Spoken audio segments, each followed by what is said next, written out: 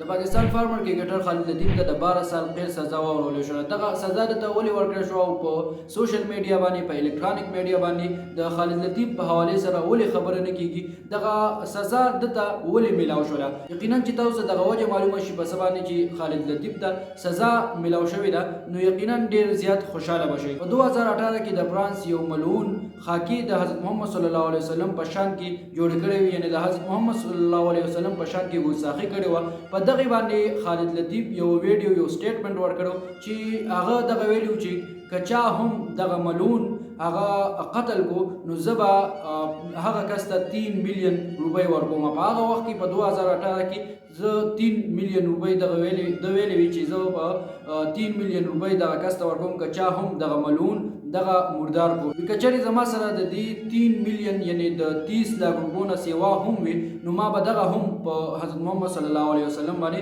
قربان کړی وي. په دغه د وجه نه دغه ویډیو د وجه نه په د باندې دغه 12 سال قید وخدو په نیدرلند کې. لیکن افسوس خبره ده چې په سوشل میډیا باندې د الکترونیک میډیا باندې د دې په حواله سره هیڅ خبر نه کی. زمونږ پالیټیشن د دې په حواله سره سنوي زمونږ چې کوم حکومت وخت هغه د خالد لطیف د باره هیڅ اواز نه چوتي، عالمي عدالت نه هیڅ غوښتنه نه کوي چې دغه خالد لطیف دی رها شي او هغه دغه سزا دغه نه کټ کړی شي. په کار موږ لدا ده چې خالد لطیف د باره موږ اواز چوت کو، ځکه چې دغه زمونږ هیرو دی، دغه د اسلام هیرو دی چې دومره غټ انعام د دغه ملعون په سر باندې دګدل او چې 30 لک روپۍ وزا کست ورکوم چا چې هم دغه ملعون دغه مردار کو. څومره ملګری چې دا ټیم دغه ویډیو ګوري ضروري مخکې شیر کړئ چې دنیا ته دغه ورسی او خلکو ته پته ولګي چې خالد لطیف ته ولې دغه 12 سال قید د سزا ملاو شوله. زه سلام کوم خالد لطیف ته په دومره جرأت کولو باندې، په حضرت محمد صلی الله علیه وسلم باندې